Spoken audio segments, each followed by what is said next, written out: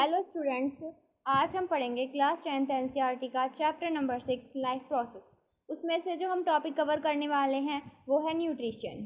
तो शुरू करते हैं। व्हेन वी वॉक और ride a bicycle we are using up energy. जब हम पैदल चल रहे होते हैं या हम एक बाइसिकल चला रहे होते हैं तो हम अपनी बॉडी से एनर्जी यूज़ कर रहे होते हैं।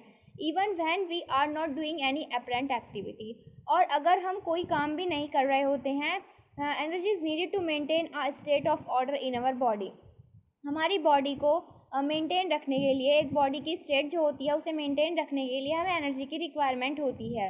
We also need materials from outside in order to grow, develop synthesise proteins and other substances needed in the body. हमें अपनी बॉडी को ग्रो करने के लिए, डेवलप करने के लिए, बॉडी में प्रोटीन को सिंथेसाइज करने के लिए और सब्सटेंसेस की आवश्यकता होती है बाहरी तौर से।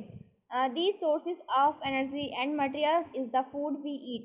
हम जो भोजन खाते हैं वही इस एनर्जी और इन मटेरियल्स का स्रोत होता है। अब हम आगे पढ़ेंगे how do living things get their food. जो लिविंग थिंग्स होते हैं वो अपने भोजन को कैसे लेते हैं। The general requirements for energy and materials is common in all organism but it is fulfilled in different ways. जो एनर्जी की रिक्वायरमेंट होती है और मटेरियल्स की रिक्वायरमेंट होती है वो सभी ऑर्गेनिज्म में कॉमन होती है, but it is fulfilled in different ways. लेकिन ये अलग अलग तरीक़ों से फुलफिल होती है। रिक्वायरमेंट कॉमन होने का मतलब है कि सभी को एनर्जी की रिक्वायरमेंट होती है, चाहे कोई भी ऑर्गेनिज्म है, चाहे वो कोई जानवर है या फिर ह्यूमन बीइंग है, कोई भी है, लेकिन उनका खाने का तरीका अलग अलग होता है। Some organisms use simple food materials obtained from inorganic sources in the form of carbon dioxide and water. कुछ ऑर्गेनिज्म जो होते हैं वो सिंपल फूड मटेरियल्स को यूज़ करते हैं जो कि इनऑर्गेनिक सोर्सेज से मिलते हैं, जैसे कि कार्बन डाइऑक्साइड होता है इनऑर्गेनिक, और water. These organism the autotrophs, ऐसे ऑर्गेनिज्म को हम ऑटोट्रॉफ बोलते हैं। Include green plant and some bacteria, जिसके अंतर्गत आते हैं कुछ प्लांट्स और कुछ बैक्टीरिया। कुछ प्लांट्स नहीं, सॉरी, सारे ही प्लांट्स आते हैं, ऑटोट्रॉफिक होते हैं सारे plants. Other organism utilise complex substances, और जो बाकी ऑर्गेनिज्म होते हैं वो कॉम्प्लेक्स सब्सटेंसेज को यूज़ करते हैं।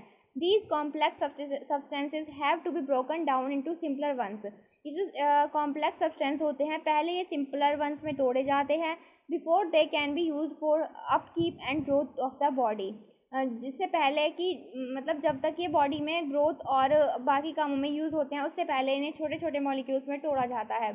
टू अचीव दिस, इसे हासिल करने के लिए organism use bio catalyst called enzymes. Catalyst क्या होते हैं ये मैं आपको अपकमिंग वीडियोज़ में बताऊँगी। तो जो इन सब को अचीव करने के लिए ऑर्गेनिज्म को बायो कैटलिस्ट की आवश्यकता होती है, जिन्हें हम एंजाइम्स कहते हैं। दस the heterotroph survival depends directly और इनडायरेक्टली ऑन ऑटोट्रॉफ्स। इसलिए जो हेटरोट्रॉफ्स होते हैं, मतलब जो अपने भोजन के लिए दूसरों पर निर्भर करते हैं, वो डायरेक्टली और इनडायरेक्टली दोनों तरीक़ों से ही ऑटोट्रॉफ्स पर निर्भर करते हैं। Heterotrophic organism includes animals and fungi. जो हेटरोट्रॉफिक ऑर्गेनिज्म होते हैं उसके अंतर्गत एनिमल्स और फंजाई आते हैं। थैंक यू गाइस, ये मेरी पहली वीडियो थी। अगर आपको कोई भी गलती नज़र आए तो प्लीज़ कमेंट सेक्शन में बताना ज़रूर, और अगर कोई गलती हो गई हो तो I am sorry. Thanks for watching. Please like, share and subscribe my channel. Thank you so much.